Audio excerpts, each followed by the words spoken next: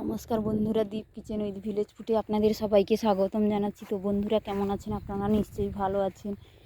তো বন্ধুরা দেখুন আমাদের মাঠের পরিবেশটা কীরকম লাগছে। আজকে মাঠকে এসেছি খাবার নিয়ে, খাবার দিয়ে আমি বাড়ি চলে যাচ্ছি। তাই আমি বলছি একটু ছোট্ট করে ভিডিও করে দেখাই আমাদের কীরকম সোনার ফসলগুলো ফলেছে। দেখুন বন্ধুরা,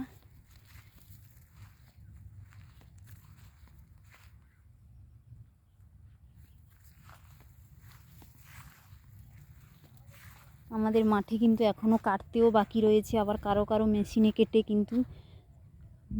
কেটে নিয়েছে, কেটে ধানগুলো ঝাড়িয়ে নিয়েছে। কেউ কেউ ধানগুলো শুকোতে দিয়েছে, আবার কেউ বা হাতে কেটেছে।